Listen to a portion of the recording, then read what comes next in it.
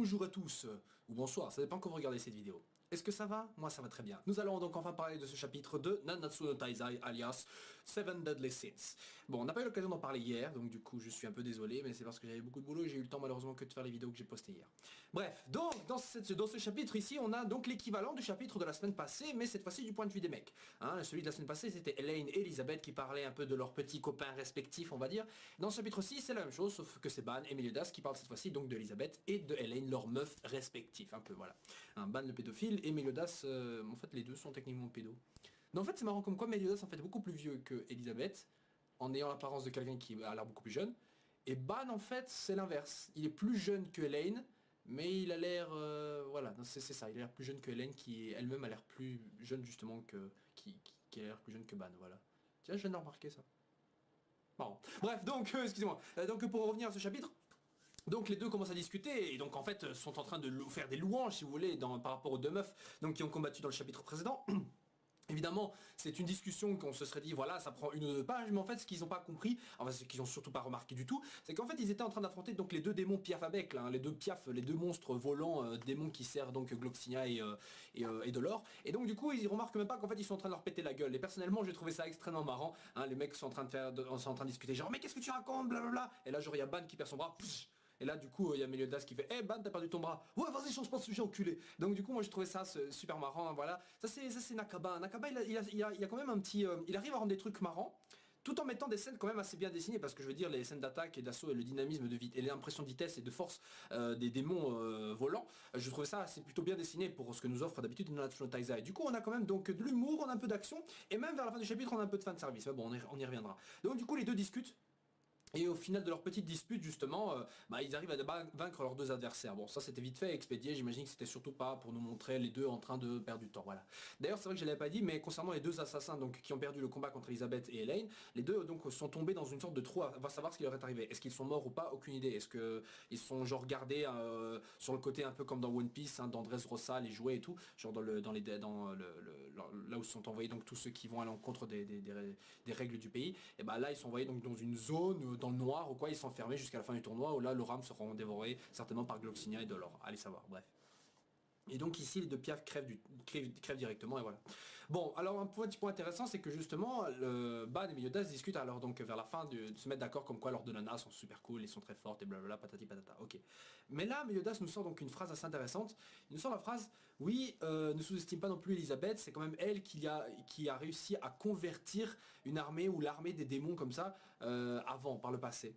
Et là Ban réagit quoi, mais comment ça arrive, ça arrivait quand, c'était il y a quand ça, c'est arrivé quand exactement, c'était il y a un moment mais ça remonte jusqu'à quand exactement. Et là c'est assez clair, un truc m'est venu à l'esprit, c'est que visiblement Meliodas en fait a connu plusieurs réincarnations d'Elizabeth et que par le passé, avant même d'avoir rencontré Lise, il a rencontré la réincarnation de Lise encore avant et peut-être que celle-ci était justement la responsable de ce qu'il vient de dire, c'est-à-dire cette...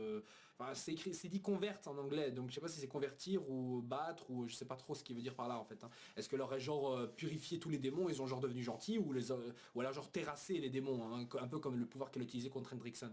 Quand il était en mode démon.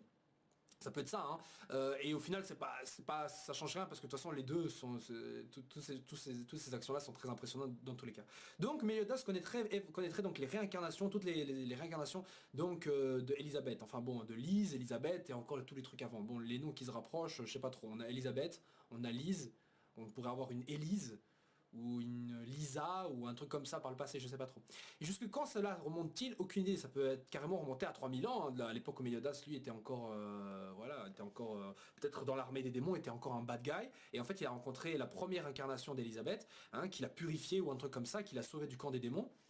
Et c'est comme ça que Meliodas est devenu donc un gentil démon en quelque sorte. Et donc du coup maintenant du coup le mec s'attache à la quête de vaincre, enfin de sceller les démons, un truc comme ça. Et au fur et à mesure de sa mission, il sera aidé donc par toutes les incarnations d'Elizabeth. Donc c'est pour ça que sa route croise tout le temps ça croise les incarnations de la première Elizabeth on va dire.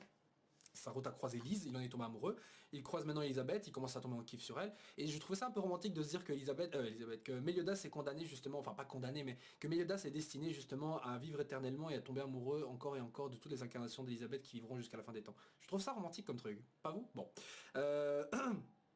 Donc tout cela est vraiment une question de destin. Et la même chose la même chose pardon est arrivée à Hawk, hein, qui disait avoir été un dragon ou avoir volé dans le ciel et qui était peut-être vraisemblablement Wendell, le perroquet, donc le perroquet ou perruche, je sais pas, qui était donc le compagnon de Meliodas avant que celui-ci rencontre Hawk, donc quand il était chevalier à Danafor. C'est des petits éléments comme ça qui sont très intéressants. Donc c'est dire que le pouvoir d'Elisabeth risque d'être monstrueux vers la suite du manga. Bon. Donc la fin du chapitre donc, nous montre aussi Gloxinia et Dolor se dire voilà, que Meliodas est certainement un adversaire redoutable, mais que de toute façon ils vont quand même, ce seront eux qui vont rire les derniers. Et pourtant ils ont donc leur attention qui a été attirée donc, par deux autres éléments qui sont un peu imprévisibles selon un peu des éléments incertains. Et ils font référence donc à King et Diane qui sont tous les deux donc en train d'affronter les doubles de pierre et de feuilles ou de végétation, je sais pas quoi, de Gloxinia et donc de Dolor. Ici on avait vu comme ça King qui perdait du sang et moi je m'étais là putain quoi ils sont déjà en difficulté, ça va être la merde ça. Mais en fait non, en fait c'est parce que King se trouve entre les deux seins de Diane qui pense en fait que King est un faiblard, donc du coup il va le protéger et le met là. Voilà, bon évidemment on aimerait tous être protégés comme ça par sa nana, évidemment. Gros putain de lucky bastard, comme certains l'auraient dit pour ce petit King, donc qui a toute la justification du monde pour saigner du nez. Bref, donc le chapitre se termine là-dessus. Le chapitre suivant s'appelle Odd Couple, c'est-à-dire le couple étrange, le couple bizarre, voilà. Donc j'imagine un chapitre qui va certainement rapprocher les deux, enfin avoir des interactions entre ces deux personnages qui à chaque fois se séparent, se remettent, se séparent, enfin sont toujours éloignés par une pirouette scénaristique. Et donc j'imagine qu'on les verra vaincre justement les doubles et gagner le combat évidemment. Bon, pour en revenir maintenant à Elisabeth, je me suis dit que peut-être que la défection de Gosser parmi les 10 commandements dans le passé est peut-être aussi due à une incarnation de Lise, qui sait, je sais pas.